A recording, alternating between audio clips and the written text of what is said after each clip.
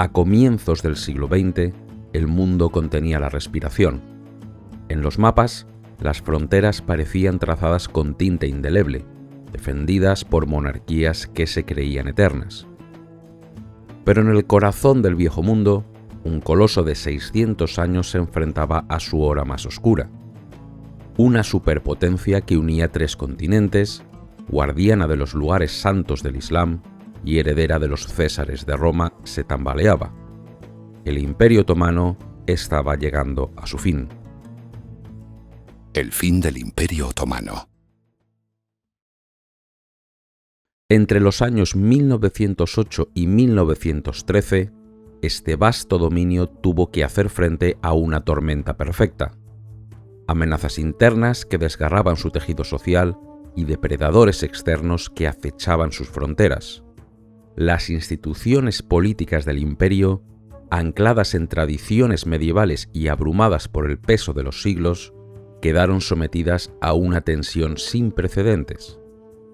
Para las cancillerías de Londres, París y San Petersburgo, los otomanos eran el enfermo de Europa, un paciente terminal cuya herencia todos codiciaban.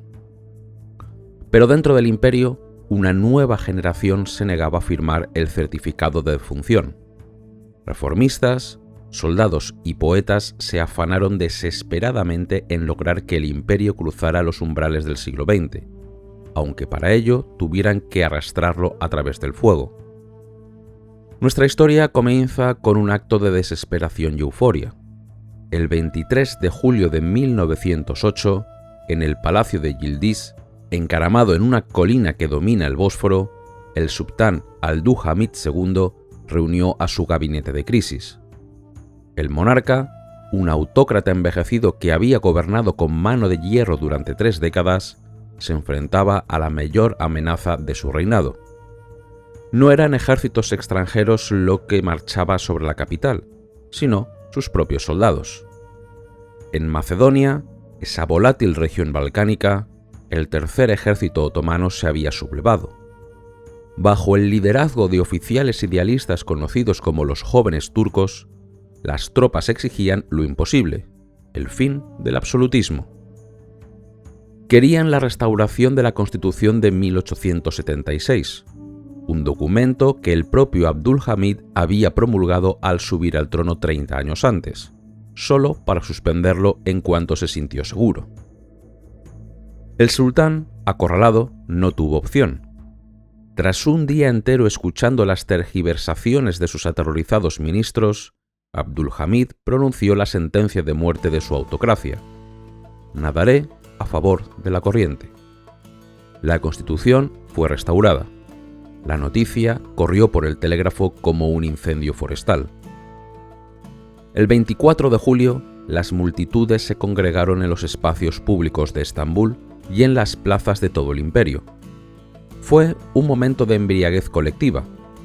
En la estación de tren de Salónica, el comandante Ismail Enver, uno de los arquitectos de la revuelta, fue recibido como un mesías.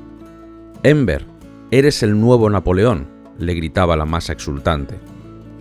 Junto a él estaban sus colegas, hombres cuyos nombres pronto resonarían con fuerza letal. Talat, un antiguo funcionario de correos, y Yemal, inspector militar. Este triunvirato estaba destinado a regir el destino del imperio en sus años finales. Durante unas semanas pareció que el imperio había renacido. Las calles se cubrieron de banderas rojiblancas en el lema revolucionario: justicia, igualdad y fraternidad. Las viejas divisiones sectarias parecieron evaporarse bajo el sol de la libertad. En un fenómeno que los observadores apenas podían creer, los árabes se abrazaban a los turcos, persuadidos de que ya no había diferencias étnicas, de que todos se habían transformado simplemente en otomanos, con idénticos derechos y responsabilidades.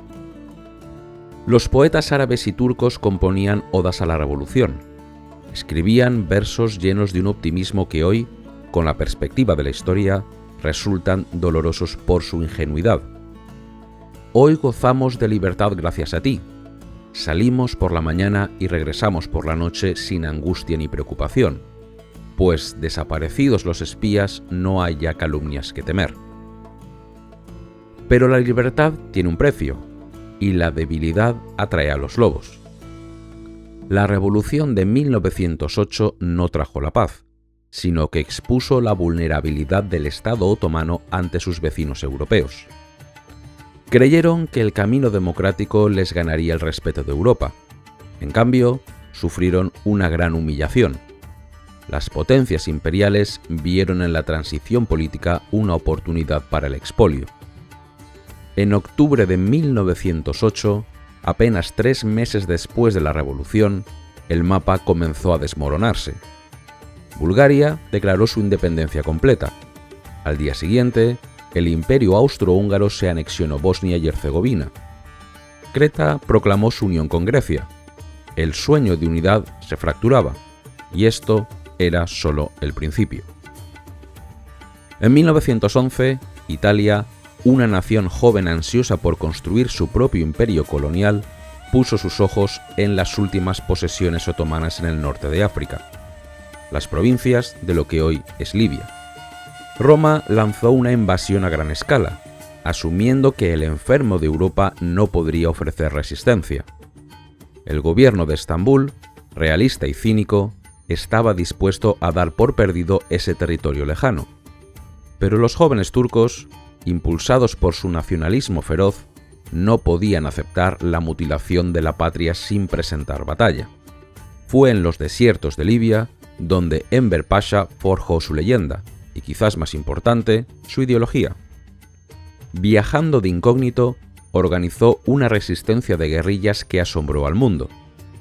Allí, entre las tribus beduinas y la hermandad sanusita, Enver descubrió una fuerza más potente que la artillería moderna: la fe. Observó cómo los combatientes árabes se lanzaban a la muerte con una devoción fanática, reverenciando al sultán no como emperador, sino como califa, líder espiritual de todos los musulmanes. Enver escribió desde el frente: «En el islamismo no existe la nacionalidad». Salió de esa experiencia convencido de que la religión podía ser el arma definitiva, un ariete capaz de movilizar a millones contra los enemigos del imperio. Una lección que intentaría aplicar, con consecuencias catastróficas, 3 años después. Pero mientras Enver soñaba con la Guerra Santa en África, la catástrofe golpeó el corazón mismo del imperio. En octubre de 1912, los estados balcánicos, Montenegro, Serbia, Grecia y Bulgaria, antiguas provincias otomanas, se unieron en una alianza letal. La Primera Guerra de los Balcanes no fue un conflicto, fue un colapso. Los ejércitos otomanos, superados en número y estrategia, fueron barridos de Europa en cuestión de semanas. Salónica, la cuna de los jóvenes turcos, cayó ante los griegos. Los búlgaros llegaron hasta Satalca, a menos de 65 kilómetros de las murallas de Estambul. La ciudad de Edirne, la antigua Adrianópolis y segunda capital histórica de los otomanos, quedó sitiada. La derrota provocó una crisis existencial. Miles de refugiados musulmanes inundaron Estambul, trayendo consigo historias de horror, enfermedades y la amarga realidad de la limpieza étnica. Un intelectual de los jóvenes turcos, Yusuf Aksura, resumió el trauma nacional. El búlgaro, el serbio y el griego, súbditos nuestros durante siglos y objeto de nuestro desdén, nos han derrotado. Esta rivalidad va a abrirnos los ojos, si es que todavía no estamos totalmente muertos. Fue en este momento de máxima desesperación, en enero de 1913, cuando Enver Pasha dio el paso definitivo hacia la dictadura. Convencido de que el gobierno liberal estaba a punto de entregar Edirne al enemigo, Enver y un grupo de conspiradores irrumpieron en la Sublime Puerta. A punta de pistola, forzaron la dimisión del gran visir. En el tiroteo incluso murió el ministro de la guerra. El golpe de Estado fue brutal y efectivo. A partir de ese día, el triunvirato de Enver, Talat y Yemal gobernaría el imperio con poder absoluto. Contra todo pronóstico, lograron una victoria tardía. Aprovechando las disputas internas entre los aliados balcánicos, Enver lideró una audaz contraofensiva en julio de 1913 y recuperó Edirne. Fue aclamado como el segundo conquistador de la ciudad. El orgullo nacional se restauró momentáneamente, pero el mapa había cambiado ya para siempre. El imperio había perdido Albania, Macedonia y Tracia. Había perdido a millones de súbditos y su corazón económico en Europa. Llegamos así al fatídico año de 1914. El Imperio Otomano, que emerge de las guerras balcánicas, es una nación traumatizada, rodeada de enemigos y obsesionada por la propia supervivencia. Los líderes turcos sabían que la paz era solo un espejismo. Rusia, el enemigo ancestral, no ocultaba sus ambiciones. Quería el control de los estrechos del Bósforo y los Dardanelos, y anhelaba coronar su expansión con la conquista de la propia Estambul. Para los jóvenes turcos, la única esperanza residía en encontrar un protector poderoso, y lo buscaron desesperadamente. En el verano de 1914, Cemal Pasha viajó a París para ofrecer una alianza a Francia. Fue claro y directo: han de incluirnos ustedes en su entente y al mismo tiempo protegernos de los terribles peligros que nos amenazan por el flanco ruso. Pero Francia, atada por su propia alianza con el zar, rechazó la oferta. Los británicos se mostraron igualmente fríos. Aislados y vulnerables, los otomanos se volvieron hacia la única potencia dispuesta a escucharles: Alemania. Berlín veía en Turquía una pieza estratégica vital para golpear a sus rivales británicos y rusos en sus puntos débiles coloniales. El 2 de agosto de 1914, un día después de que Alemania declarara la guerra a Rusia, se firmó en secreto una alianza germano-otomana. Sin embargo, el gobierno otomano, exhausto tras años de guerra continua, no tenía prisa por entrar en el conflicto europeo. Intentaron mantener una neutralidad armada, ganando tiempo, pero el destino, en forma de 2 buques de guerra, forzaría su mano. El Goeben y el Breslau, 2 navíos de la Marina Imperial Alemana, huían por el Mediterráneo perseguidos por la flota británica. El almirante alemán solicitó permiso para entrar en los Dardanelos. Permitirles el paso sería una violación de la neutralidad. Negarles la entrada significaría su destrucción segura. Enver Pasha, actuando casi por su cuenta, ordenó abrir los estrechos. Lo que siguió fue una farsa diplomática brillante. Para evitar la guerra inmediata con Gran Bretaña, los otomanos anunciaron que habían comprado los barcos alemanes. La tripulación alemana cambió sus gorras por el fez otomano, se izó la bandera de la media luna y los barcos fueron rebautizados como el Yavuz y el Midilli. De la noche a la mañana, gracias a esta venta ficticia, el Imperio Otomano adquirió una flota capaz de desafiar a Rusia en el Mar Negro. Durante semanas, los alemanes presionaron a Enver para que entrara en acción. Necesitaban abrir nuevos frentes para aliviar la presión en Europa. Los otomanos, por su parte, dudaban, pidiendo más oro y armas. Finalmente, a finales de octubre de 1914, la decisión fue tomada, o mejor dicho, ejecutada. El almirante al mando de la flota alemana, ahora flota otomana, llevó los barcos al Mar Negro. El 29 de octubre, sin declaración de guerra previa, bombardearon los puertos rusos de Odesa y Sebastopol. Fue un acto de guerra irrevocable. Rusia respondería inmediatamente. Gran Bretaña y Francia siguieron su ejemplo. El 14 de noviembre de 1914, el imperio jugó su última y más desesperada carta. En Estambul, ante una multitud fervorosa frente a la mezquita de Mehmed el Conquistador, se leyó una fatua, un decreto religioso sancionado por el sultán en su calidad de califa. No era una simple declaración de guerra, era una llamada a la yihad. el sultán llamaba a los 300 millones de musulmanes del mundo, desde los desiertos de África hasta las llanuras de la India, a levantarse en armas contra sus amos coloniales británicos, franceses y rusos.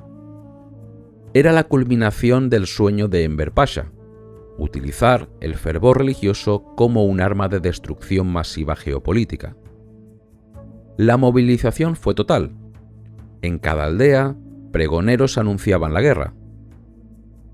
Irfan Orga, que entonces era solo un niño en Estambul, recordaría años después el terror de ver a su padre prepararse para el frente, vendiendo el negocio familiar ante la certeza de la ruina. Hombres de todas las etnias y religiones del imperio fueron llamados a filas. Se requisaron animales, alimentos y suministros, sumiendo a la economía civil en el caos inmediato. El imperio, enfermo y empobrecido, se lanzaba a una guerra mundial contra las mayores potencias industriales del planeta. En el invierno de 1914, mientras los tambores de guerra resonaban en Estambul, pocos podían imaginar la magnitud de la tragedia que se avecinaba. Nadie preveía aún las marchas de la muerte en los desiertos de Siria, ni el horror helado de las montañas del Cáucaso, ni la carnicería en las playas de Galípoli. El gigante había despertado para librar su última batalla, una lucha a vida o muerte que no solo decidiría el destino de un imperio, sino que reescribiría la historia de todo el Oriente Próximo. El invierno de 1914 descendió sobre el Imperio Otomano no solo con frío, sino con un silencio ominoso. En Estambul, los ecos de la declaración de la yihad aún resonaban en las mezquitas, y los sueños de gloria imperial llenaban los despachos de la Sublime Puerta. Pero a 1000 kilómetros al este, en las cordilleras salvajes que separaban Anatolia del Imperio ruso, la realidad de la guerra estaba a punto de revelar su rostro más cruel. Esta es la historia de cómo la ambición desmedida de un hombre condujo a una de las mayores catástrofes militares de la Primera Guerra Mundial, y de cómo, en las cenizas de esa derrota, se fraguó una tragedia humana que marcaría el siglo XX, la destrucción de los armenios otomanos. Para entender el desastre que se avecinaba, debemos mirar hacia el norte, hacia el Cáucaso. Aquí, las fronteras entre el Imperio Otomano y Rusia no eran líneas en un mapa, sino cicatrices abiertas. Desde la guerra de 1877, Rusia ocupaba las provincias de Kars, Ardahan y Batumi, territorios que los turcos consideraban sagrados, su propia Alsacia-Lorena. Recuperar estas tierras no era solo un objetivo estratégico, era una obsesión nacional. El arquitecto de esta obsesión no era otro que Enver Pasha. Ministro de la guerra, yerno del califa y líder de facto del imperio, Enver era un hombre de 33 años consumido por sueños napoleónicos. Mientras sus aliados alemanes le instaban a atacar a los británicos en el Canal de Suez o realizar operaciones en el Mar Negro, la mirada de Enver estaba fijada en el este. Soñaba con un gran imperio panturco que se extendiera hasta Asia Central, uniendo a los pueblos túrquicos bajo la bandera del califato. Y el primer obstáculo en ese camino era el ejército ruso del Cáucaso. A principios de diciembre de 1914, ignorando las advertencias de sus propios generales sobre el invierno inminente, Enver tomó una decisión fatal. Abandonó la capital y embarcó rumbo al puerto de Trabzon, en el Mar Negro, para asumir personalmente el mando del Tercer Ejército. Le acompañaba un séquito de oficiales alemanes y la certeza absoluta de su propio genio militar. Lo que Enver encontró al llegar a Erzurum, el cuartel general del Frente Oriental, habría disuadido a cualquier comandante prudente. El Tercer Ejército Otomano era una fuerza impresionante sobre el papel, con cerca de 100.000 hombres, pero estaba mal equipada para la guerra invernal. Los soldados, muchos de ellos campesinos de las cálidas llanuras de Anatolia, carecían de abrigos, botas adecuadas o incluso suministros básicos. El tifus ya empezaba a diezmar las filas antes de que se diera un solo tiro. Hassan Izzet Pasha, el comandante veterano de la zona, intentó razonar con Enver. Le explicó que atacar en pleno invierno, a través de pasos de montaña cubiertos de nieve y a temperaturas de 30 grados bajo cero, era simplemente un suicidio. Enver, impaciente y arrogante, lo destituyó. Para él, la precaución era cobardía. En su lugar, ascendió a Hafiz Haki, un oficial joven y ambicioso que, ansioso de gloria, aseguró que el plan era viable. El plan de Enver era, en teoría, una obra maestra de audacia, una maniobra de cerco gigantesca inspirada en las tácticas alemanas de la batalla de Tannenberg. Mientras un cuerpo de ejército fijaba a los rusos en el frente, otros dos cuerpos realizarían una marcha forzada a través de las montañas para caer sobre la retaguardia rusa en Sarikamish, cortando así su línea de retirada y aniquilándolos. El 22 de diciembre de 1914 comenzó la ofensiva. Al principio, la suerte pareció sonreír a los otomanos. Los rusos, que no esperaban un ataque de tal magnitud en lo más crudo del invierno, fueron tomados por sorpresa. El pánico cundió en el Estado Mayor zarista, pero entonces el verdadero enemigo hizo su aparición: la geografía y el clima. La marcha hacia Sarikamish se convirtió en una pesadilla dantesca. Decenas de miles de soldados otomanos se vieron obligados a ascender por senderos de cabras, cargando su artillería a lomos de mulas o sobre sus propias espaldas, mientras una ventisca cegadora se abatía sobre ellos. Los diarios de los supervivientes narran escenas de un horror gótico. El cabo médico Ali Riza Eti, testigo de la tragedia, describió cómo el frío despojaba a los hombres de su humanidad. Soldados exhaustos se sentaban en la nieve para descansar un momento y nunca más se levantaban, convertidos en estatuas de hielo en cuestión de minutos. Otros, enloquecidos por la hipotermia, se quitaban la ropa o intentaban comerse la nieve a puñados mientras deliraban. El camino, escribió un oficial alemán adjunto, estaba pavimentado con los cadáveres congelados de los soldados turcos. No murieron por las balas rusas, sino por la ambición de sus líderes. A pesar de las pérdidas aterradoras, miles de hombres morían cada noche simplemente por exposición. Las vanguardias otomanas lograron llegar a las afueras de Sarikamish a finales de diciembre. Estaban hambrientos, agotados y reducidos a una fracción de su fuerza original, pero habrían cumplido las órdenes de Enver. Sin embargo, era demasiado tarde. Los rusos habían tenido tiempo de reagruparse y recibir refuerzos por ferrocarril. La batalla final por Sarikamish, librada en los primeros días de enero de 1915, fue una verdadera masacre. Los soldados turcos, superados en número y destrozados por la artillería rusa, lucharon con una valentía desesperada, cargando con bayonetas contra las ametralladoras en medio de la nieve profunda. Pero el resultado era inevitable. El 9º cuerpo del ejército otomano fue completamente aniquilado. Su comandante y todo su Estado Mayor se rindieron. El desastre fue total. De los casi 100.000 hombres que iniciaron la campaña, apenas 18.000 sobrevivieron para retirarse. Más de 70.000 soldados otomanos yacían muertos en las montañas, la inmensa mayoría congelados o víctimas de la enfermedad. El tercer ejército había dejado de existir como fuerza de combate efectiva. Enver Pasha, el hombre que soñaba con ser el Napoleón de Oriente, abandonó el frente en silencio. Regresó a Estambul, donde impuso una censura férrea. Se prohibió cualquier mención a la batalla de Sarikamish en la prensa. Públicamente, el gobierno hablaba de operaciones exitosas y retiradas estratégicas. Privadamente, el imperio estaba en estado de shock. La frontera oriental estaba ahora abierta de par en par a una invasión rusa. Pero las consecuencias de Sarikamish no se limitarían al campo de batalla. La derrota necesitaba un culpable. Enver no podía admitir que su incompetencia y su desprecio por la logística habían causado la catástrofe. Necesitaba una explicación que eximiera al liderazgo turco y canalizara la ira y el miedo de la nación. Y encontró esa explicación en un enemigo interno, los armenios.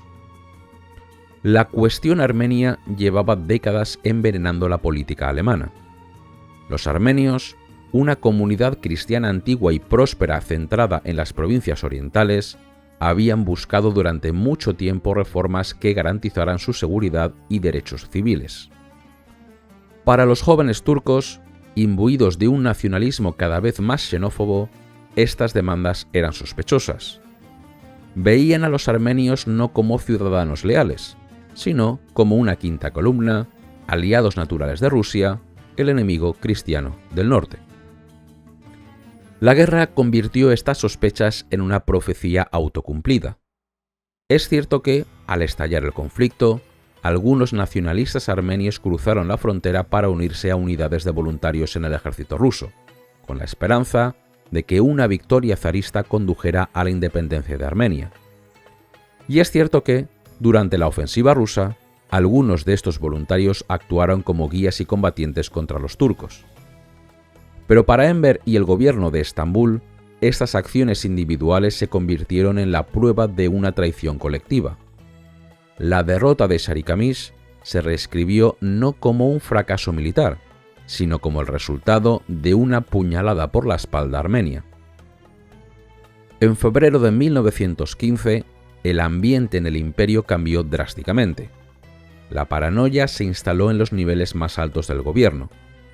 El Comité para la Unión y el Progreso, liderado por el triunvirato de Enver, Talat y Yemal, llegó a la conclusión aterradora. La mera existencia de la población armenia en las provincias orientales constituía una amenaza existencial para el Estado. La primera señal de lo que se avecinaba llegaría el 25 de febrero. Enver Pasha emitió una orden secreta a todas las unidades del ejército. Todos los soldados armenios que servían en las fuerzas otomanas, hombres que habían sido reclutados legalmente, que habían luchado y muerto junto a sus camaradas musulmanes en Sarikamish, debían ser desarmados inmediatamente. Fue una medida ominosa. Decenas de miles de hombres fueron sacados de sus unidades de combate y reasignados a batallones de trabajo. Despojados de sus armas y uniformes, estos soldados fueron transformados en esclavos de facto, obligados a construir carreteras y cargar suministros en condiciones brutales. Para la mayoría, estos batallones se convertirían en su tumba. Morirían de agotamiento, enfermedad o asesinados a sangre fría por sus propios guardias en los meses siguientes. Mientras tanto, en las provincias orientales, la tensión entre la población musulmana y cristiana alcanzaba el punto de ebullición. Los refugiados musulmanes que huían del avance ruso traían historias de atrocidades cometidas por las milicias armenias al servicio del zar. Estas historias, a menudo exageradas por la propaganda oficial, encendieron el deseo de venganza. En la ciudad de Van, situada a orillas de un inmenso lago salado cerca de la frontera persa, la situación era explosiva.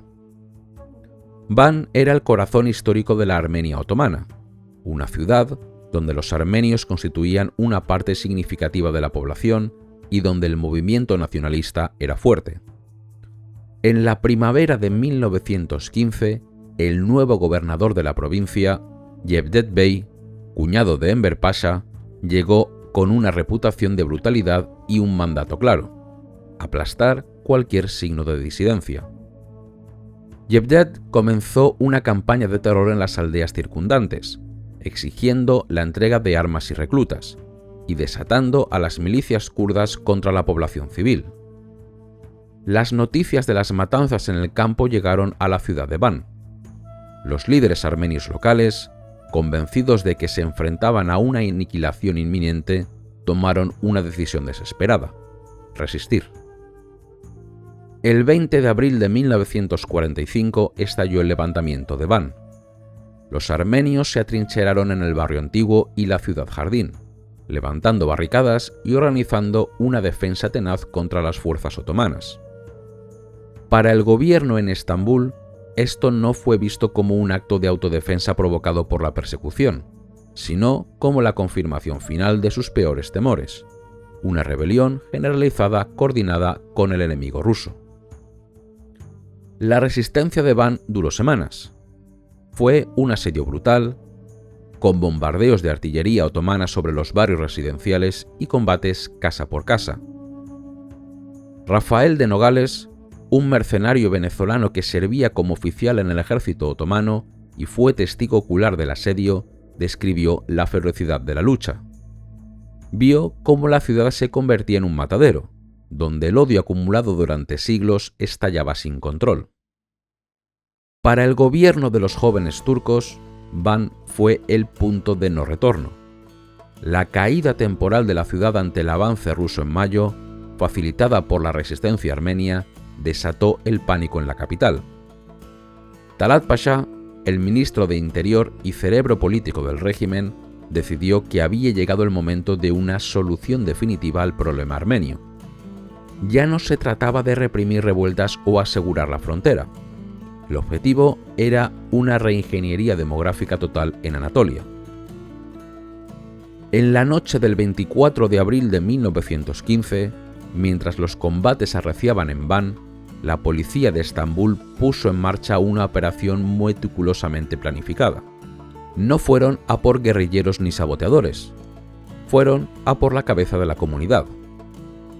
Cientos de intelectuales, políticos, poetas, periodistas y médicos armenios, la élite cultural y social de la capital, fueron sacados de sus camas. Hombres como el poeta Daniel Baruyan o el padre Comitas, el musicólogo que había preservado el alma musical de su pueblo, fueron arrestados. No se les acusó de ningún crimen específico. Su delito era su identidad y su capacidad para liderar. Fueron subidos a trenes y enviados hacia el interior de Anatolia, hacia las prisiones de Ayas y Chankiri.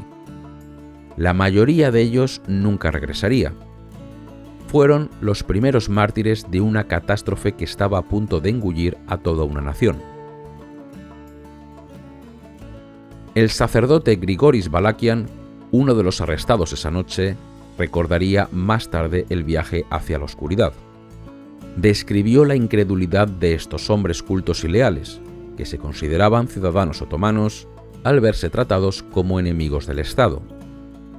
En sus rostros, Balakian vio el reflejo del terror que pronto se extendería a cada aldea y ciudad de Anatolia.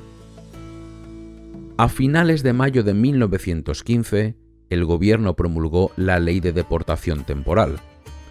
El lenguaje era burocrático y aséptico. Se autorizaba el traslado de poblaciones sospechosas de zonas de guerra por razones de seguridad militar. Pero la realidad sobre el terreno no tenía nada de burocrática. Era una sentencia de muerte. Las órdenes de Talat Pasha fueron enviadas por telégrafo a los gobernadores provinciales. Debían vaciar las provincias orientales de su población armenia. Se dieron plazos de pocos días, a veces horas, para que las familias recogieran lo que pudieran cargar. Lo que comenzó como una medida de seguridad en las zonas de frontera pronto se extendió a todo el imperio. Desde las costas del Mar Negro hasta las llanuras de Cilicia, las caravanas de deportados comenzaron a formarse. Hombres, mujeres, ancianos y niños fueron obligados a marchar hacia el sur, hacia los desiertos de Siria e Irak. Pero antes de que comenzaran las marchas, se produjo una separación sistemática. En cada pueblo, los hombres adultos fueron separados de sus familias. Se les dijo que iban a trabajar o a ser interrogados. En realidad, fueron llevados a las afueras, a valles apartados o riberas de ríos, y ejecutados sumariamente por gendarmes o bandas de irregulares. Con los hombres eliminados, las caravanas quedaron compuestas por los más vulnerables, y así comenzó su descenso a los infiernos. Sin comida, sin agua, bajo el sol abrasador del verano de Anatolia, fueron empujados hacia el desierto. Acosados por bandidos kurdos que robaban, violaban y mataban con impunidad, y vigilados por gendarmes que a menudo eran los peores verdugos, los armenios otomanos comenzaron a morir por miles en los caminos. El cónsul estadounidense en Harput, Leslie Davis, horrorizado por lo que veía, escribió a su gobierno: «Esto no es una deportación, es una masacre organizada. La intención es clara, que ninguno de estos desgraciados llegue a su destino». En la primavera de 1915, mientras las potencias europeas se desangraban en las trincheras de Flandes y Galípoli, en las montañas y valles de Anatolia se estaba cometiendo un crimen que cambiaría la definición misma de barbarie. El Imperio Otomano, en su lucha desesperada por sobrevivir, había decidido amputar una parte vital de su propio cuerpo, y el río Éufrates, que atraviesa estas tierras antiguas, comenzó a arrastrar cadáveres hacia el sur, llevando la noticia muda de la tragedia al mundo exterior. Pero el mundo, ocupado con su propia guerra, apenas prestaba atención. Los otomanos habían asegurado su frente oriental, pero a un precio moral que mancharía su legado para siempre. Y mientras tanto, en el oeste, una nueva y gigantesca amenaza se perfilaba en el horizonte. Una armada como el mundo nunca había visto se estaba reuniendo en el Mediterráneo, con la proa apuntando hacia el corazón del imperio, los Dardanelos. Mientras la nieve cubría los cadáveres de miles de soldados otomanos en el Cáucaso, en Londres, los señores de la guerra buscaban una salida al punto muerto en el que se había convertido el conflicto. El frente occidental, esa cicatriz de trincheras que atravesaba Francia y Bélgica, se había congelado en una parálisis sangrienta. Los aliados necesitaban desesperadamente una nueva estrategia, un golpe audaz que rompiera el equilibrio. Y sus ojos se posaron una vez más en el eslabón más débil, el Imperio Otomano. La idea era seductora por su simplicidad. Una gran flota aliada forzaría el paso a través de los Dardanelos, ese estrecho de 60 kilómetros que separa Europa de Asia. Navegarían hasta Estambul, apuntarían sus cañones hacia el palacio del sultán y forzarían la rendición turca. Con un solo golpe, abrirían una ruta de suministro hacia Rusia y sacarían a los otomanos de la guerra. El principal impulsor de este plan era un joven y ambicioso primer lord del almirantazgo, Winston Churchill. Para los otomanos, los Dardanelos no eran solo un paso marítimo, eran la garganta de la capital. Si el estrecho caía, el imperio caería. Conscientes del peligro, ingenieros alemanes y otomanos habían pasado meses fortificando las costas, habían modernizado las baterías artilleras, instalado reflectores para cegar a los barcos enemigos en la noche y, lo más importante, habían sembrado las aguas con hileras de minas navales, invisibles y letales. El 19 de febrero de 1915, la armada más poderosa que el mundo había visto jamás se congregó en la boca del estrecho. Acorazados británicos y franceses, majestuosos y terribles, comenzaron a bombardear los fuertes exteriores. Desde la distancia parecía un ejercicio de tiro. Los cañones otomanos, obsoletos y de corto alcance, callaron. Los aliados creyeron que el camino estaba abierto, pero no fue más que un espejismo. El 18 de marzo, la flota aliada lanzó un ataque definitivo para forzar el paso. 18 acorazados, acompañados por un enjambre de cruceros y destructores, avanzaron hacia la parte más angosta del estrecho. Al principio, el plan pareció funcionar. Los fuertes otomanos fueron silenciados uno tras otro bajo la lluvia de acero. En Londres ya se preparaban para celebrar la victoria. Pero a las 2 de la tarde, el desastre golpeó con la fuerza de un rayo.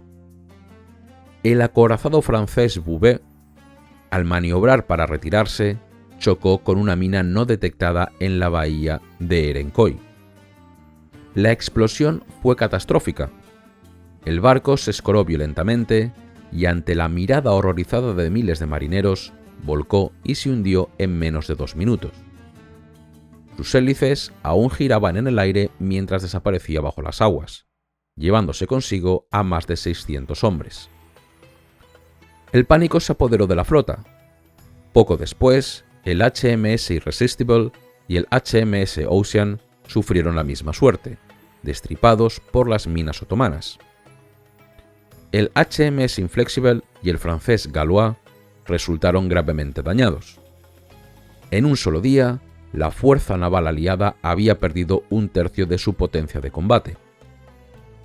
Desde las colinas, los artilleros turcos observaban incrédulos. Habían esperado la muerte, pero lo que veían era la retirada humillada de la Armada Invencible. Fue la primera gran victoria otomana de la guerra. En Estambul, el alivio fue tan intenso que muchos lo confundieron con la salvación divina. Pero los aliados no se rindieron. Si los barcos no podían pasar solos, el ejército tendría que abrirles camino. Se tomó la fatídica decisión de lanzar una invasión anfibia. El objetivo era capturar la península de Galípoli, destruir los cañones desde tierra y abrir la puerta a Estambul.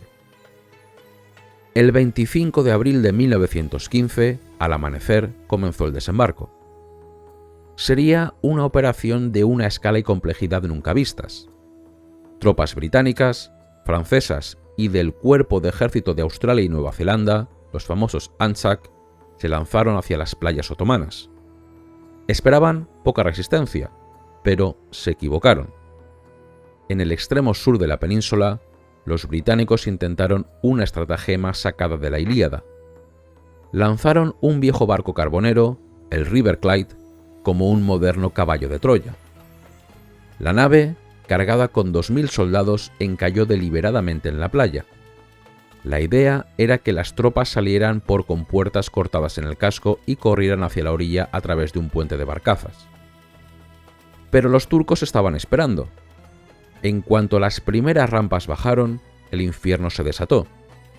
Las ametralladoras otomanas, ocultas en los acantilados, barrieron la cubierta y las pasarelas. El relato de un oficial turco, Mahmud Sabri, capta el horror de este momento.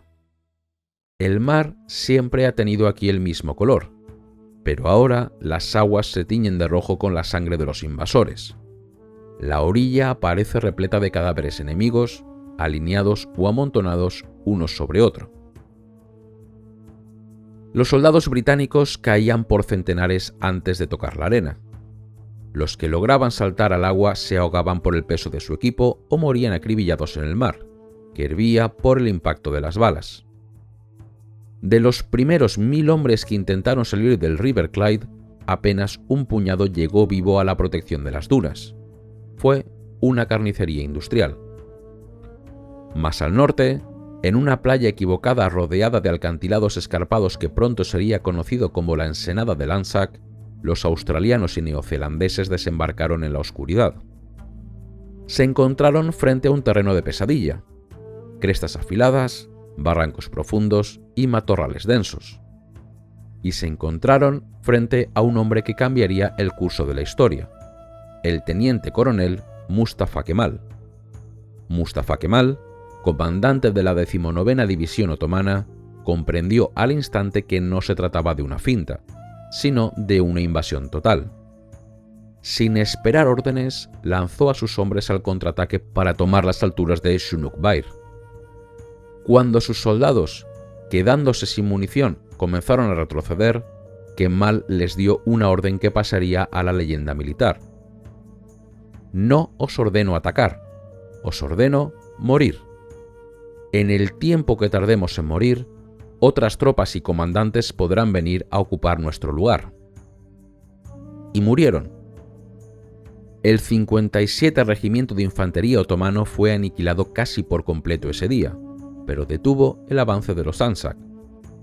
Al caer la noche el 25 de abril, los aliados habían logrado establecer precarias cabezas de playa, pero a un coste terrible.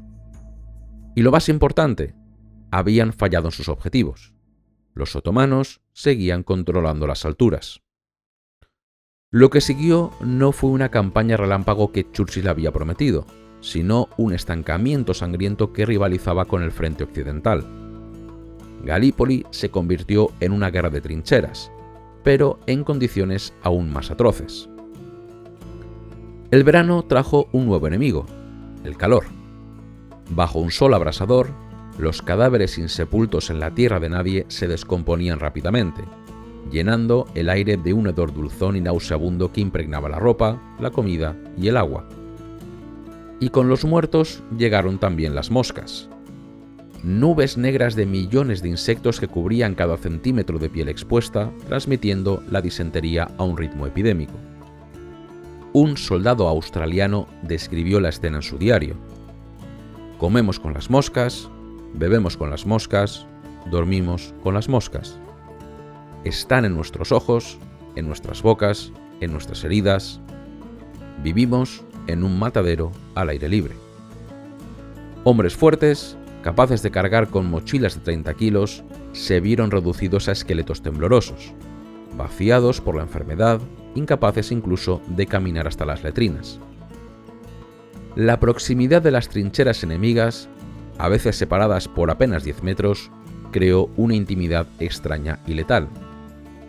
Se luchaba con granadas, bayonetas y palas, pero también hubo momentos de humanidad surrealista.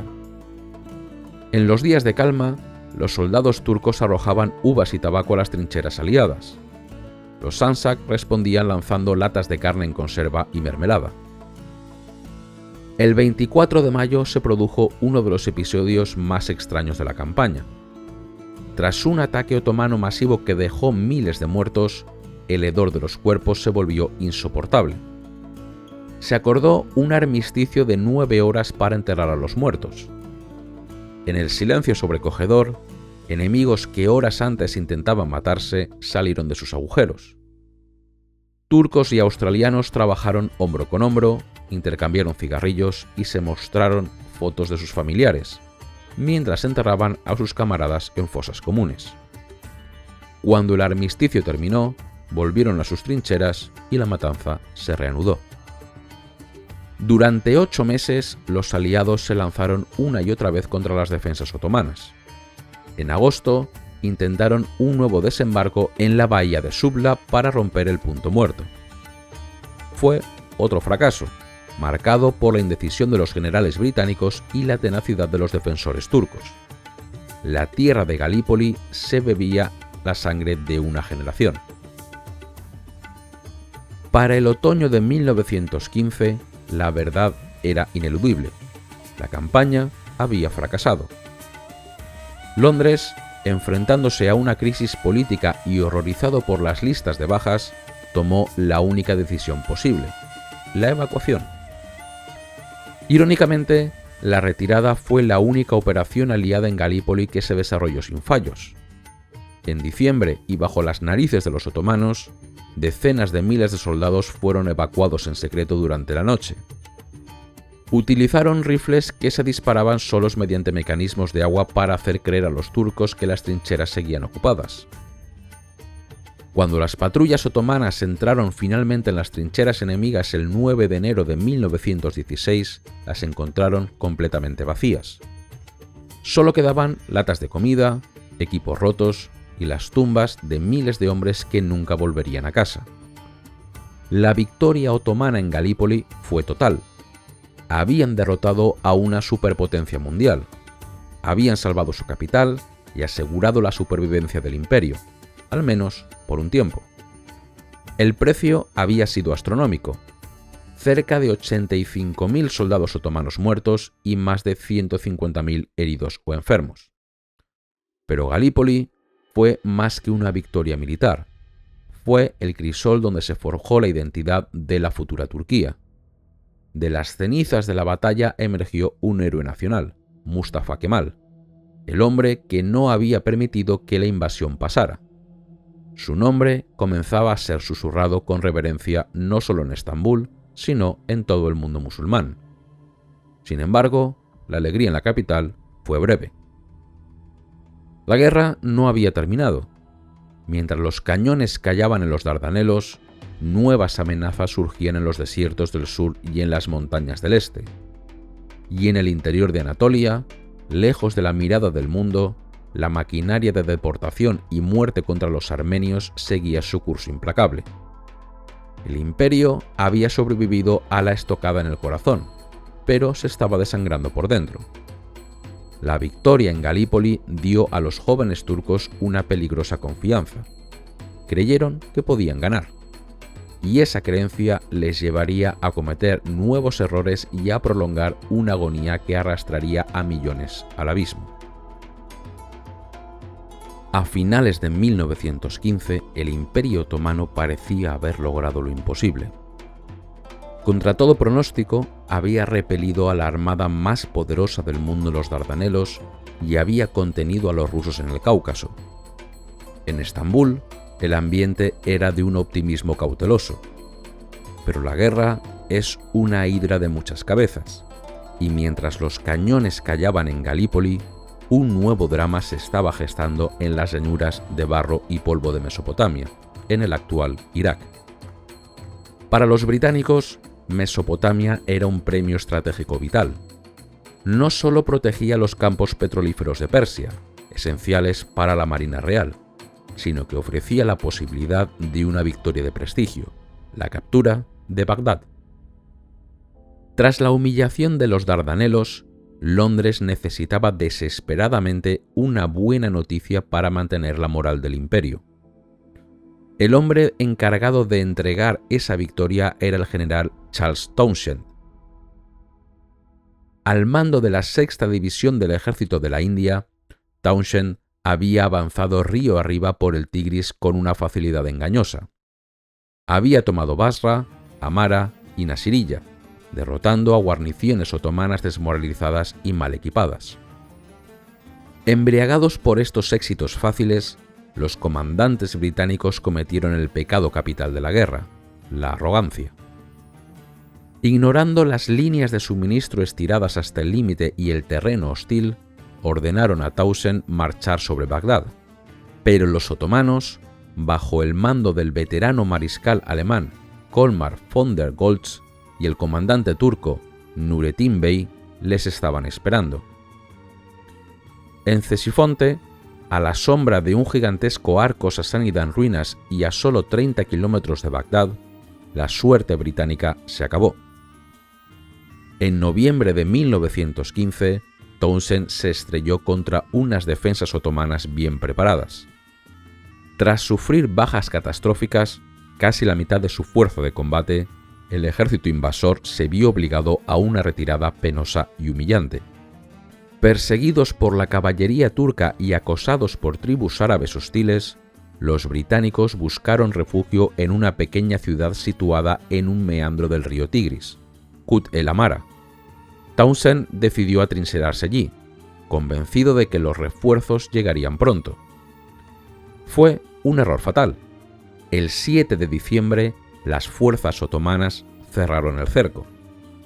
Comenzaba el asedio de Kut, una agonía que duraría 147 días. Dentro del perímetro de Kut, las condiciones se deterioraron rápidamente. 13.000 soldados y miles de civiles quedaron atrapados bajo el fuego constante de la artillería otomana. Pero el verdadero enemigo no eran los obuses, sino el hambre. A medida que pasaban las semanas y los intentos de rescate británicos fracasaban uno tras otro en el barro del invierno mesopotámico, las raciones se redujeron al mínimo. Los soldados comenzaron a comerse a sus caballos y mulas. El reverendo Harold Spooner, capellán de la guarnición, anotó en su diario el deterioro físico y moral de las tropas. Hombres convertidos en esqueletos vivientes, soldados indios que se negaban a comer carne de caballo por razones religiosas y morían de inanición, y el hedor omnipresente de la enfermedad y la muerte. Desde el exterior, los otomanos apretaban el nudo. Halil Bey, el nuevo comandante turco y el tío de Enver Pasha, sabía que el tiempo jugaba a su favor. A usted le corresponde la decisión de continuar ofreciendo resistencia en Kut o de rendirse a mi ejército, escribió a Townshend en una carta cortés pero implacable. La desesperación llevó a los británicos a intentar sobornar a los turcos. En una misión secreta que parece sacada de una novela de espías, el capitán T. E. Lawrence que pronto sería conocido como Lawrence de Arabia, y otros oficiales ofrecieron a Jalil Bey 2 millones de libras esterlinas a cambio de dejar salir a la guarnición. Jalil rechazó el soborno con desdén, convirtiendo la oferta en una herramienta de propaganda para ridiculizar a los británicos. El 26 de abril de 1916, sin comida y sin esperanza, el general Townshend se rindió. Fue la mayor capitulación de un ejército británico en la historia hasta la caída de Singapur en 1942. Para los otomanos, fue un triunfo monumental, una venganza dulce tras años de derrotas imperiales. Jalil declaró el día como el Qut Bayram, una fiesta nacional. Pero para los soldados rasos británicos e indios, la rendición fue el comienzo de un infierno. Mientras Townshend y sus oficiales eran tratados con relativa cortesía y enviados a un confinamiento confortable en una isla cercana a Estambul, sus hombres fueron brutalizados. Miles de prisioneros, enfermos y hambrientos, fueron obligados a marchar cientos de kilómetros bajo el sol abrasador hacia los campos de prisioneros de Anatolia. Los guardias otomanos, endurecidos por sus propios sufrimientos y la falta de suministros, mostraron poca piedad. Los que caían al borde del camino eran rematados a culatazos o dejados para morir. El sargento Jerry Long recordaría más tarde la carretera de la muerte, donde los hombres eran tratados peor que animales. De los 13.000 hombres que se rindieron en Kut, más de 4.000 morirían antes de que terminara la guerra. La victoria en Kut, sumada al triunfo en Galípoli, pareció revitalizar el Imperio Otomano. Enver Pasha y sus colegas podían afirmar que habían defendido el corazón del Islam contra los infieles. Pero esta sensación de seguridad era completamente ilusoria. Mientras celebraban en el Tigris, en las provincias árabes del oeste, los cimientos del imperio comenzaban a gritarse. La lealtad de los súbditos árabes del imperio, que Enver había dado por sentada al declarar la yihad, estaba bajo una tensión extrema. La guerra había traído hambruna, levas forzosas y represión económica en Siria, Líbano y Palestina. Una plaga de langostas en 1915 devastó las cosechas, y el bloqueo naval aliado impidió la importación de alimentos. Cientos de miles de civiles murieron de hambre en lo que se recuerda en el Levante como el Seferberlik, los años de la movilización. El hombre encargado de mantener el orden en estas provincias era Jemal Pasha, uno de los 3 dictadores del imperio. Convencido de que los nacionalistas árabes conspiraban con los franceses y británicos para traicionar al Estado, Jemal instauró un régimen de terror. Utilizando documentos incautados en los consulados franceses abandonados, Jemal comenzó a arrestar a intelectuales, periodistas y líderes comunitarios árabes. No buscaba justicia, sino sumisión a través del miedo. En agosto de 1915 y mayo de 1916, en las plazas públicas de Beirut y Damasco, decenas de prominentes árabes fueron ahorcados públicamente. Falih Rifki, un periodista turco cercano a Jemal, describió la escena con una mezcla de horror y admiración por la dignidad de los condenados. Recorrieron el camino que separaba sus celdas del patíbulo con la cabeza muy alta y entonando el himno árabe. Jemal creyó que había decapitado al movimiento nacionalista árabe. En realidad, había creado mártires. La brutalidad de su represión convenció a muchos árabes que hasta entonces habían sido leales al concepto de unidad islámica otomana, de que no había futuro para ellos bajo el gobierno de los jóvenes turcos. Nadie observaba estos acontecimientos con más atención que el Jerife Husayn de la Meca. Como guardián de los lugares santos y descendiente del profeta, Husayn ocupaba una posición única de autoridad moral. Durante años había mantenido un delicado equilibrio, sirviendo al sultán mientras protegía la autonomía de su familia en el Hiyaz. Pero el descubrimiento de un complot otomano para asesinarle y reemplazarle, sumado a las noticias de las ejecuciones en Damasco, le convenció de que el momento de la ruptura había llegado. Los británicos, desesperados por contrarrestar la llamada a la yihad otomana y buscando un nuevo aliado tras el desastre de Kut, llevaban meses cortejando a Hussein. A través de una correspondencia secreta con Sir Henry McMahon, alto comisionado en Egipto, Londres prometió apoyar la independencia de un gran reino árabe a cambio de que Hussein lanzara una rebelión contra los turcos. Las promesas británicas eran deliberadamente vagas y, como se descubriría más tarde, contradictorias con otros acuerdos secretos como el Sykes-Picot, que repartía la región entre Gran Bretaña y Francia. Pero para Hussein y sus hijos, Faisal, Abdalá, Ali y Said representaban la única oportunidad de supervivencia y soberanía. En junio de 1916, el Jerife Hussein tomó su decisión. Desde una ventana de su palacio en la Meca, disparó un rifle al aire. Fue la señal. En toda la ciudad, sus partidarios atacaron a la desprevenida guarnición otomana. La rebelión árabe había comenzado. No fue un levantamiento masivo e inmediato que los británicos esperaban. El ejército de Hussein era una fuerza heterogénea de beduinos tribales, armados con rifles antiguos y motivados más por el botín y la lealtad feudal que por el nacionalismo moderno. Frente a ellos tenían a las tropas regulares otomanas, bien entrenadas, equipadas con ametralladoras y artillería, y comandadas por oficiales competentes como Fari Pasha, el defensor de Medina. Los primeros días de la revuelta fueron caóticos. Aunque los rebeldes lograron tomar la Meca y el puerto de Yeda con el apoyo de la artillería naval británica del Mar Rojo, su ataque contra Medina fracasó estrepitosamente.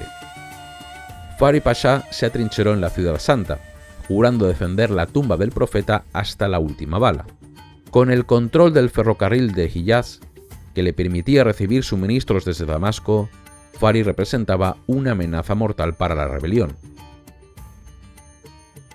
Para el otoño de 1916, la revuelta parecía estar al borde del colapso. Los beduinos, aterrorizados por la artillería turca y los aviones alemanes, comenzaban a desertar. Fue entonces cuando entró en escena un grupo de oficiales británicos y franceses, enviados para asesorar y organizar a las fuerzas árabes. Entre ellos destacaba una figura enigmática y carismática, T.E. Lawrence. Lawrence, un arqueólogo convertido en oficial de inteligencia, comprendió algo que los generales convencionales no veían. Los árabes no podían ganar una guerra convencional contra los turcos. No podían asaltar trincheras ni sostener líneas estáticas.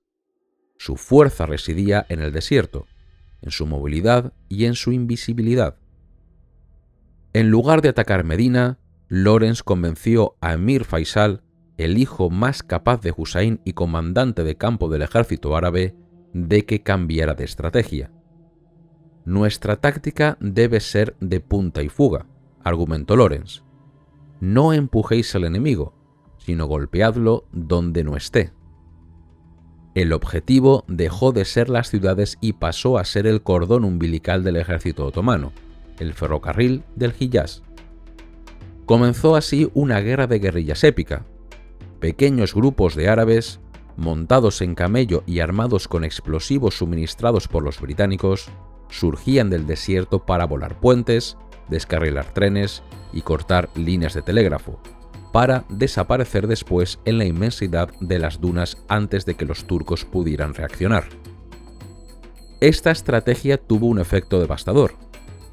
Obligó a los otomanos a dispersar a miles de soldados en guarniciones aisladas a lo largo de cientos de kilómetros de vía férrea, inmovilizando así a tropas que eran desesperadamente necesarias en otros frentes.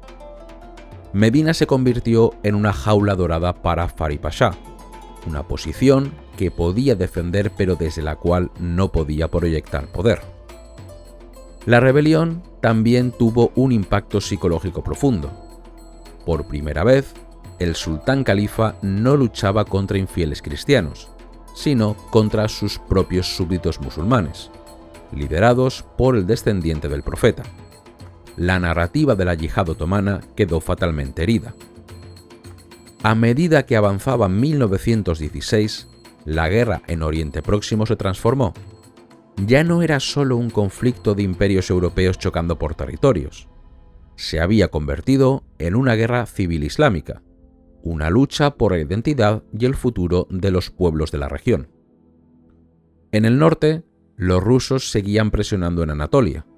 En el sur, los británicos se reagrupaban en Egipto tras el desastre de Galípoli, preparándose para una ofensiva desde el Sinaí. Y en el desierto, las tribus árabes, bajo la bandera de la revuelta, comenzaban a moverse hacia el norte soñando con Damasco. El Imperio Otomano había sobrevivido a los golpes de 1915, pero estaba siendo desangrado lentamente. Sus recursos humanos se agotaban, su economía estaba en ruinas y sus provincias se rebelaban. La guerra a vida o muerte que Enver Pasha había prometido estaba entrando en su fase final y más destructiva.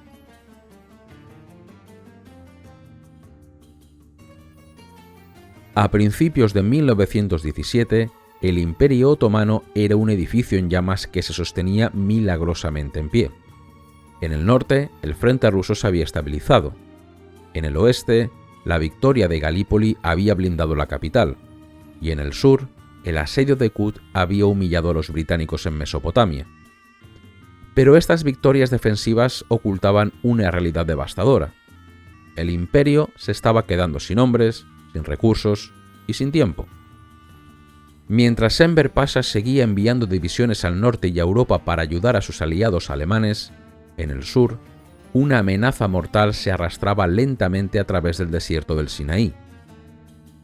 Los británicos, aprendiendo de sus errores logísticos, ya no eran una fuerza expedicionaria improvisada, eran una máquina industrial de guerra. Bajo el mando del general Archibald Murray, la fuerza expedicionaria egipcia había logrado una hazaña de ingeniería sin precedentes. Habían vencido al desierto. Avanzando desde el canal de Suez, los británicos construyeron una tubería de agua y una vía férrea que se adentraban kilómetro a kilómetro en la arena, llevando el Nilo hasta las fronteras de Palestina. El objetivo era Gaza. Esta antigua ciudad costera, puerta de entrada histórica a la Tierra Santa, se interponía entre los británicos y Jerusalén. En marzo de 1917, Murray lanzó su ataque. La primera batalla de Gaza fue un fiasco trágico de comunicación. Las tropas británicas y de Lansac lograron penetrar las defensas otomanas y entrar en los suburbios de la ciudad. Pero en la confusión de la niebla y la tarde, los comandantes británicos, creyendo que habían fracasado, ordenaron la retirada cuando la victoria estaba al alcance de la mano. Los defensores turcos, atónitos ante su suerte, vieron cómo el enemigo se marchaba y aprovecharon el respiro para convertir Gaza en una fortaleza inexpugnable. Un mes después, en abril, los británicos volvieron a intentarlo. Esta vez, Murray desplegó armas nuevas traídas del frente occidental, tanques y proyectiles de gas venenoso. Pero la segunda batalla de Gaza fue aún más desastrosa que la primera. Los otomanos, atrincherados en posiciones elevadas y mandados por oficiales alemanes competentes, resistieron el bombardeo y diezmaron a la infantería atacante. Los tanques británicos, inútiles en el terreno arenoso, fueron destruidos por la artillería turca. Fue una carnicería que costó a los británicos miles de bajas y al general Murray su puesto. Londres, desesperado por un regalo de Navidad para una población hastiada de la guerra, envió a un nuevo hombre para romper el estancamiento, el general Edmund Allenby. Conocido como el Toro, Allenby era un comandante de caballería de la vieja escuela, pero con una mente abierta a la guerra moderna. Su llegada electrificó a las tropas desmoralizadas. Trasladó el cuartel general del Hotel Savoy en el Cairo a una tienda de campaña en el frente, cerca de Rafah, enviando un mensaje claro: la época de la indecisión había terminado. Allenby se encontró frente a una línea defensiva otomana que se extendía 40 kilómetros, desde el mar en Gaza hasta la ciudad bíblica de Beerseba, en el interior del desierto. Los turcos esperaban un tercer asalto frontal contra Gaza. Allenby decidió darles exactamente lo contrario.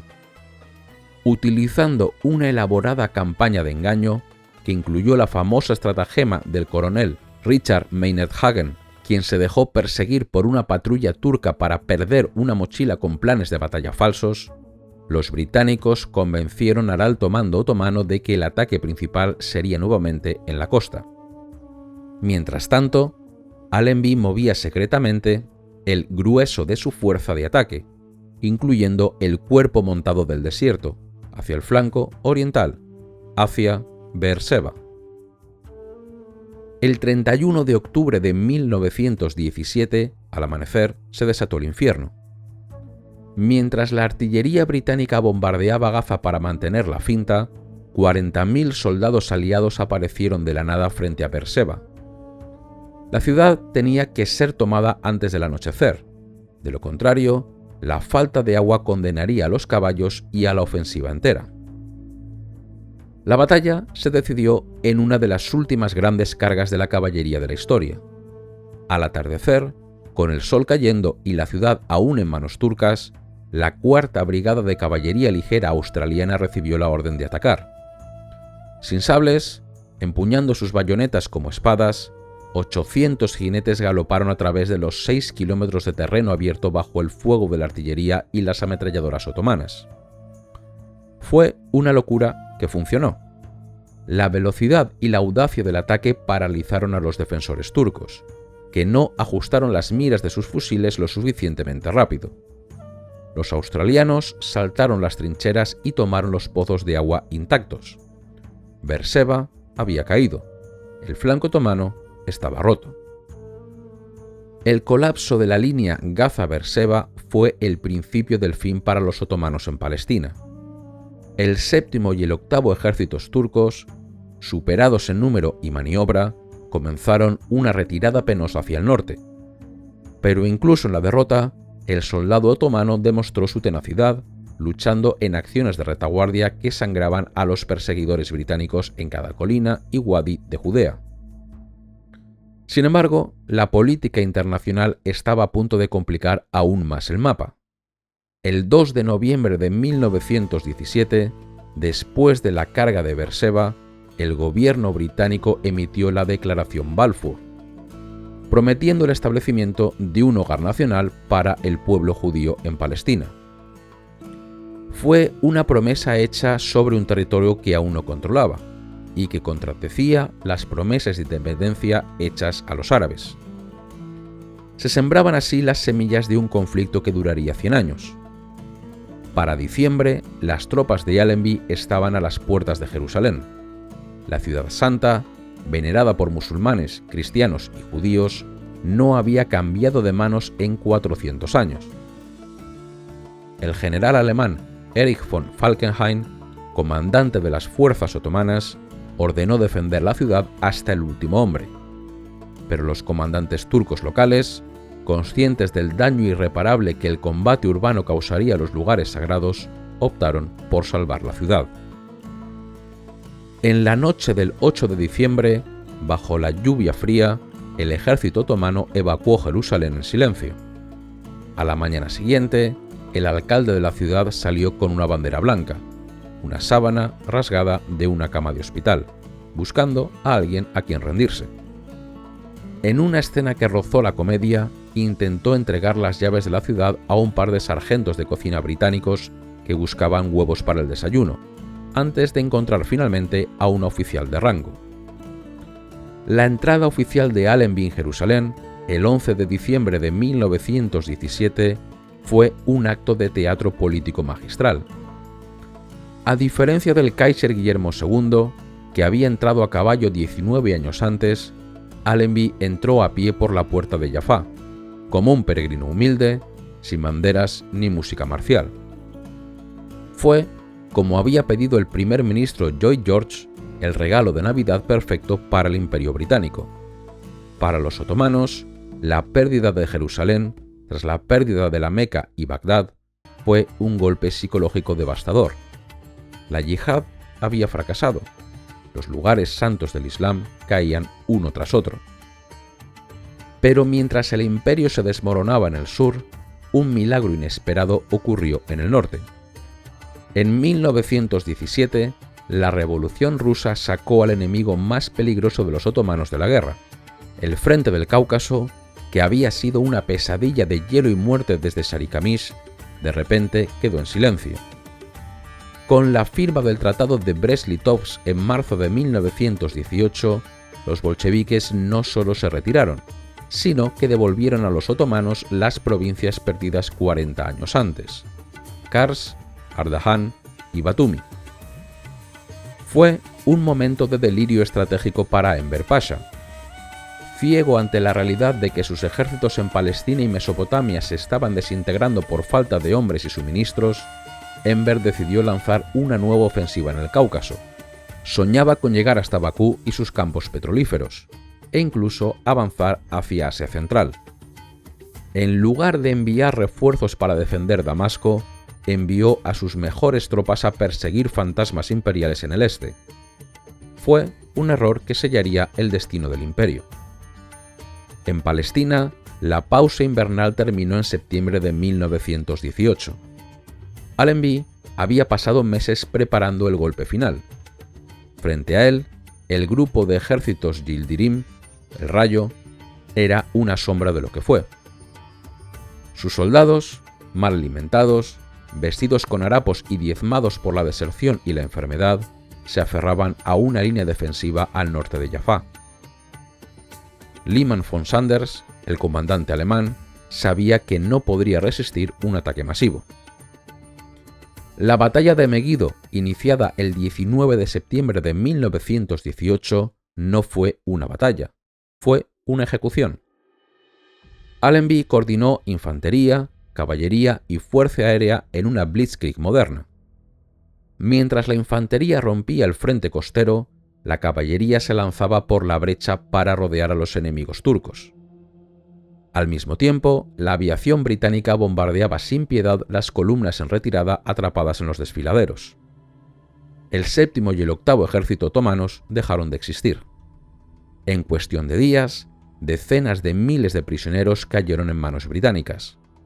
La retirada se convirtió en una desbandada caótica hacia el norte, hacia Damasco. Ahora, la guerra se convertía en una carrera. Por un lado, las columnas motorizadas y de caballería de Allenby, y por otro, el ejército árabe de Emir Faisal, asesorado por T.E. Lawrence, que avanzaba por el desierto en paralelo, decidido a llegar a Damasco antes que los británicos para reclamar la independencia siria. Los árabes y los británicos convergieron sobre Damasco el 1 de octubre de 1918. Las últimas unidades otomanas abandonaron la ciudad esa misma mañana, dejando atrás 400 años de dominio imperial. La entrada en Damasco fue un caos de júbilo y tensión política.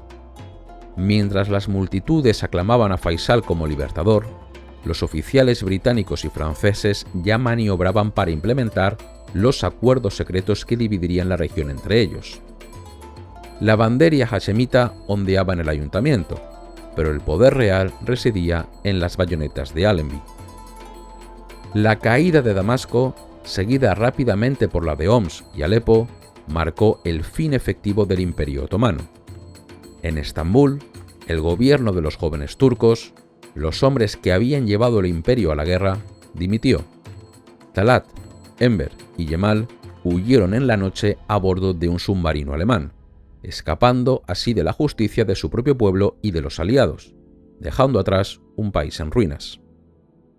El 30 de octubre de 1918, en el puerto de Mudros, a bordo del acorazado británico Agamenón, anclado simbólicamente cerca de las playas de Galípoli donde tanta sangre se había derramado, los delegados otomanos firmaron el armisticio. No fue una paz negociada, fue una rendición incondicional. Los términos eran devastadores. Los estrechos se abrirían a los barcos aliados. El ejército sería desmovilizado. Los territorios árabes se daban por perdidos. Y lo más humillante de todo, Los aliados se reservaban el derecho de ocupar cualquier punto estratégico en territorio turco si sentían que su seguridad estaba amenazada. El gigante había caído. El 13 de noviembre de 1918, una flota aliada cruzó los Dardanelos. Esta vez, las baterías otomanas permanecieron en silencio. Los barcos de guerra británicos, franceses, italianos y griegos anclaron en el Bósforo, bajo las ventanas del Palacio del Sultán y a la sombra de Santa Sofía. Grigoris Balakian, el sacerdote armenio que había sobrevivido milagrosamente a las marchas de la muerte, observó la escena desde la colina de Estambul. Al cruzar el Bósforo, su barquero turco, un anciano con lágrimas en los ojos, le dijo: «Efendi, qué malos tiempos nos ha tocado vivir. Talat y Enver han desmantelado la patria y han huido. ¿Quién habría podido creer que una flota extranjera atracaría con tanta pompa en Constantinopla?». Para las minorías cristianas de la ciudad era el día de la liberación. Para la población musulmana era el día del juicio final, la abominación de la desolación.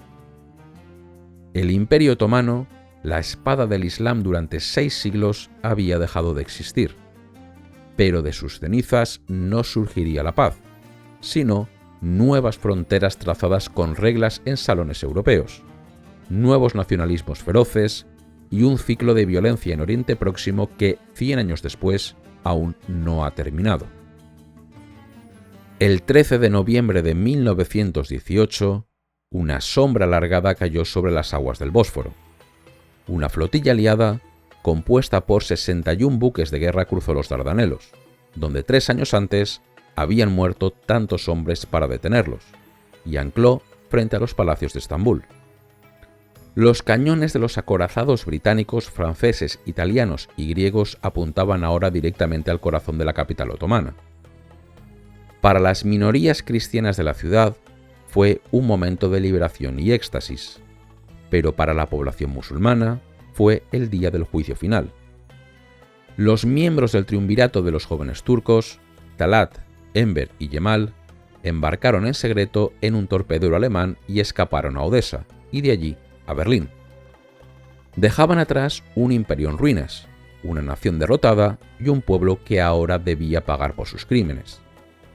El nuevo gobierno otomano en Estambul, desesperado por obtener condiciones de paz indulgentes, intentó distanciarse del régimen anterior. Para aplacar a los vencedores, iniciaron una serie de juicios militares extraordinarios. El objetivo era juzgar a los responsables de la deportación y masacre de los armenios. En 1919, el tribunal militar condenó a muerte in absentia a los líderes huidos, Talat, Enver y Cemal. Pero la justicia en Estambul fue selectiva y breve. Solo 3 funcionarios de menor rango fueron ejecutados. Sin embargo, había quienes no estaban dispuestos a esperar a los tribunales. La Federación Revolucionaria Armenia lanzó la Operación Némesis, una campaña de asesinatos selectivos para cazar a los líderes otomanos en el exilio. El 15 de marzo de 1921, en una calle de Berlín, un estudiante armenio llamado Sogomon Telirian se acercó a Talat Pasha, el antiguo gran visir y cerebro del genocidio. Con una sola bala en la cabeza acabó con su vida. En el juicio posterior, Telirian no negó el hecho. «He matado a un hombre», dijo al juez, «pero no soy un asesino». El jurado alemán, tras escuchar los testimonios sobre las masacres de 1915, lo absolvió. Fue un veredicto que resonó en todo el mundo. Los otros miembros del triunvirato no tardaron en seguirle. Cemal Pasha, el carnicero de Siria, fue abatido a tiros en Tbilisi, en Georgia, en julio de 1922. Enver Pasha, siempre soñando con imperios, murió en agosto de ese mismo año cargando a caballo contra una oposición de ametralladoras soviéticas en Asia Central, intentando liderar una revuelta de los pueblos túrquicos. La espada del Islam se rompió finalmente en una estepa olvidada. Mientras los líderes del pasado morían en el exilio, el Imperio Otomano era descuartizado en vida.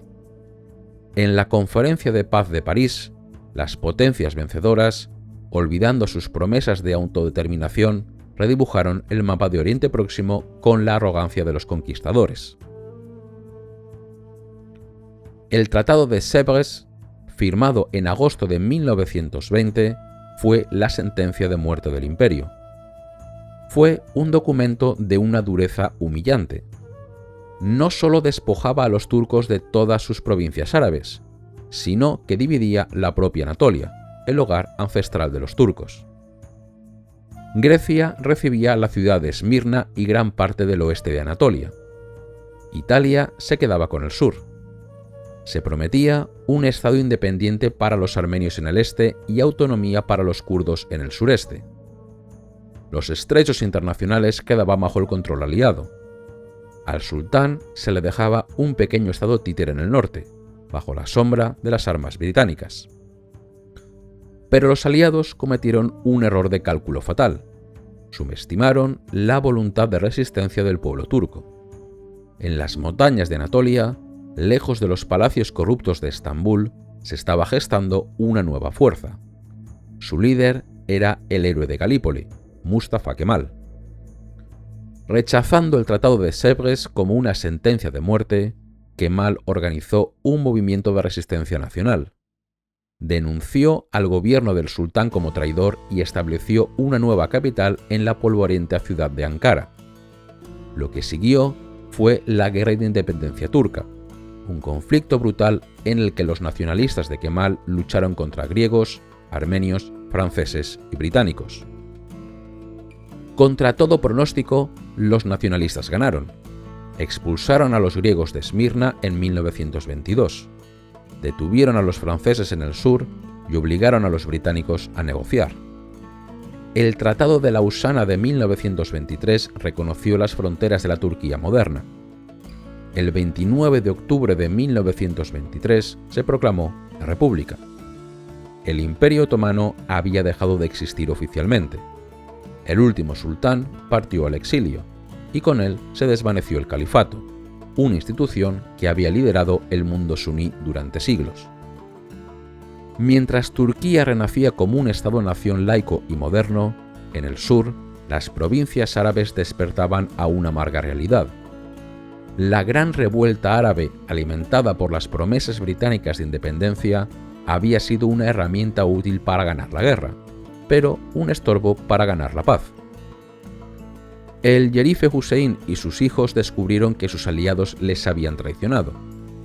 En lugar del gran reino árabe unificado que esperaban, se encontraron con el acuerdo Sykes-Picot, hecho realidad.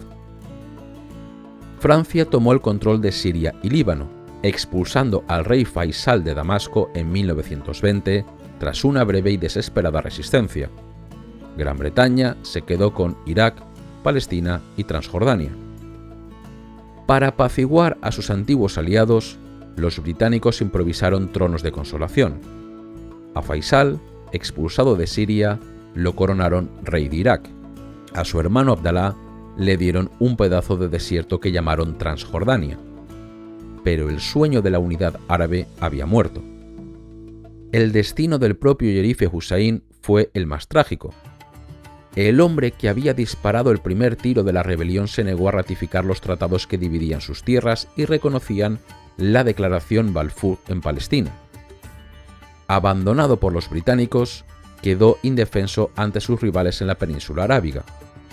En 1924, los saudíes, guerreros wahabitas del desierto central, conquistaron la Meca. Hussein huyó al exilio, muriendo amargado y traicionado. Incluso, en la lejana Medina, el último vestigio del poder otomano se resistió a morir. Fari Pasha, el tigre del desierto, se negó a aceptar el armisticio de 1918. Sitiado, hambriento, comiendo langostas para sobrevivir, mantuvo la bandera otomana ondeando desde la tumba del profeta durante 72 días después de que la guerra hubiera terminado oficialmente. «Soy otomano, soy musulmán, soy un soldado», dijo a los británicos que exigían su sable.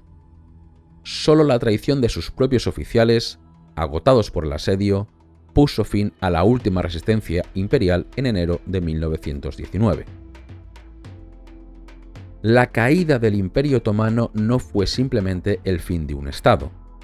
Fue un terremoto geopolítico cuyas réplicas aún sacuden nuestro mundo. Las potencias europeas trazaron nuevas fronteras en la arena, líneas rectas que ignoraban tribus, religiones y geografías. Crearon estados artificiales como Irak, uniendo a suníes, chiíes y kurdos en una unión forzada que explotaría décadas después. Dividieron la Gran Siria y en Palestina, bajo el mandato británico, sembraron las semillas de un conflicto entre árabes y judíos que se convertiría en la herida abierta más persistente de Oriente Próximo.